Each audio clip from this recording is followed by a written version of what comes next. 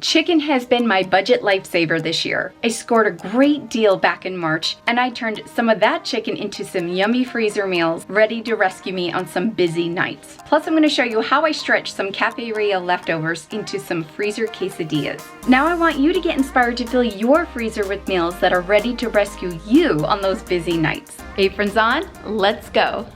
And I was able to make 12 of these quesadillas out of all of the Cafe Rio leftovers. So yummy.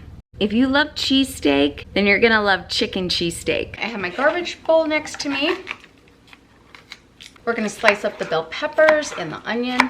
The recipe called for 2 red bell peppers and 1 green. And I was gonna use the orange in it, but I thought since it's gonna be more like a, Philly cheesesteak, I think I'll do more of the green pepper.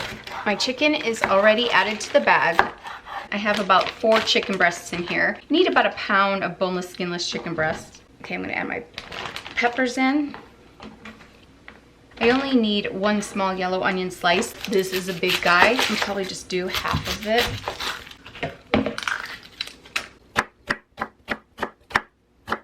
All right, we have the onion. Okay, 1 tablespoon of extra virgin olive oil, 1 tablespoon of honey, and I'm mincing up about 3 cloves of garlic, and 2 teaspoons of apple cider vinegar. Okay.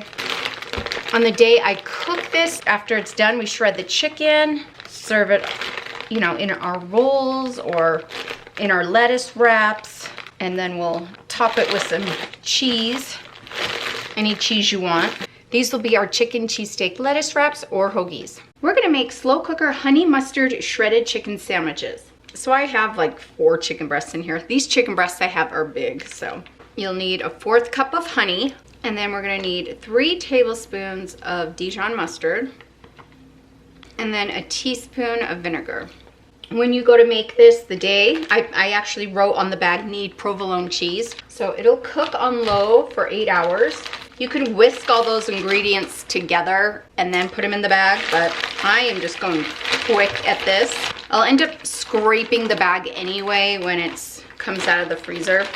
And then after it's done cooking, you'll just shred it, put it on your buns, top it with some cheese. You could put it under the broiler, get it all melty, it'll be delicious. So, slow cooker honey mustard shredded chicken sandwiches. Next, we're gonna make slow cooker brown sugar chicken.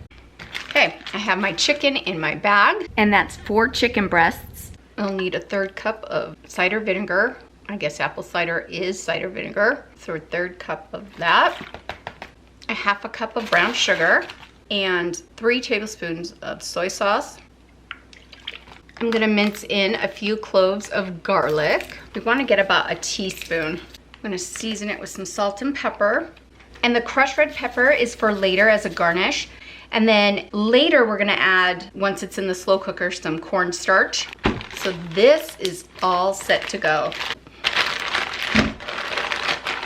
And there we have slow cooker brown sugar chicken. It's going in the freezer. Next recipe is slow cooker sweet ginger chicken. And I'm making it fresh for you right now in the slow cooker. But this meal is easy to make as a freezer meal. You'll add all of these ingredients to your Ziploc bag and add your vegetables at the end of its cooking time. Let's jump into this recipe. I have 4 chicken breasts in the slow cooker, probably equals about 2 pounds. I'm gonna season it with some black pepper. Now I'm gonna add in a cup of diced onions.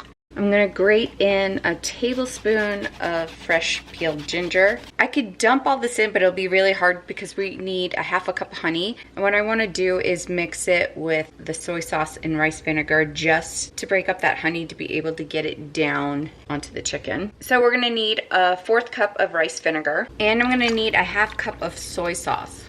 All right, I'm just gonna mix that up with the honey. Now that that is all mixed together, I'm gonna pour this down over the chicken and onions and ginger. I almost forgot, we need garlic. I diced up my garlic really good. We'll get that in there. Okay, this is gonna cook on low for 3 hours. Yum, I can't wait to eat this. This smells so good. So now I'm just taking this out and chopping them into big chunks. You can also shred this if you like, and then I'm adding it right back in the slow cooker. Okay, this is all in there. I mixed up a 1/4 cup water with 2 tablespoons cornstarch, and I'm gonna get that in there.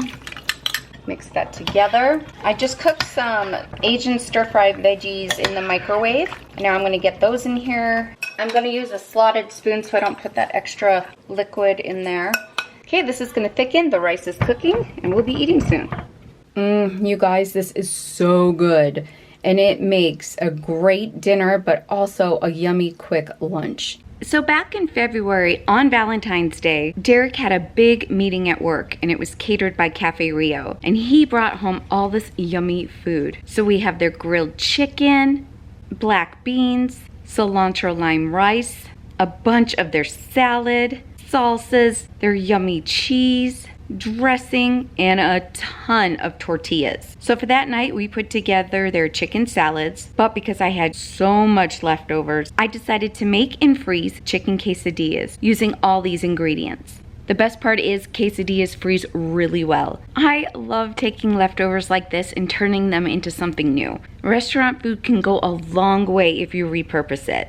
This is basically meal prep without the work. Think about it. I didn't have to grill the chicken. I didn't have to prep and cook the beans and put the cilantro lime rice together. But having meals like this in the freezer is a lifesaver on busy nights. I don't have to think about it. My family doesn't have to think about it. They just need to take it out and heat it up. Let me know in the comments, do you ever repurpose takeout or leftovers into freezer meals? I would love to hear your favorite ideas. This is such a budget win. Instead of letting this food go to waste in the fridge, we're turning it into another family meal. This was such a blessing that Derek got all this food at work. Now I realized after making these that maybe to help make it stick more, I could have put the cheese at the bottom first, then the chicken, beans, rice, and more cheese, and then top it with the tortilla, just so in the cooking process it all sticks together. But really, this worked out just fine.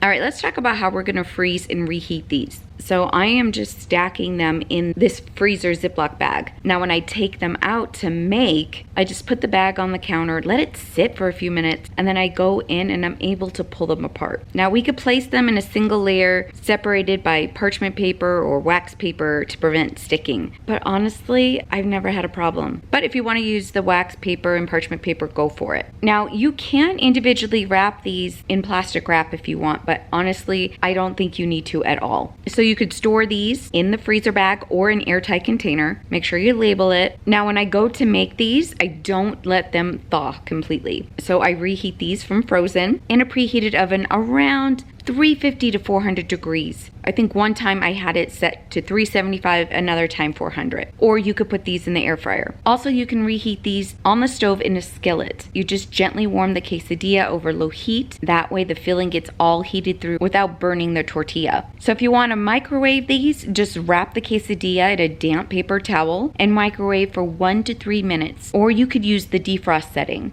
However, the method in the microwave, the result will not be a crispy texture, just so you know. But if you want to thaw them completely first, put them in the refrigerator the day before, and then the next day, take them out of the refrigerator and you can reheat them in the skillet. And I've seen where you can freeze these up to 2 to 3 months. Now I still have one more bag of these that I made in my freezer. We just finished the second bag. And like I said, I made these in February. And it's been like, what, 7 months? And they're still doing great. So I would say if you have them stored good, don't go over a year. I put my frozen quesadillas on a baking sheet. You can put parchment paper or foil. I didn't. And then I baked them until they're heated through and the cheese is all melted. These turned out so good. They were crispy. The cheese was all melty. It was absolutely delicious. I made a mixture of taco seasoning and sour cream and added that to my plate and just dipped that in. Oh, it was so good.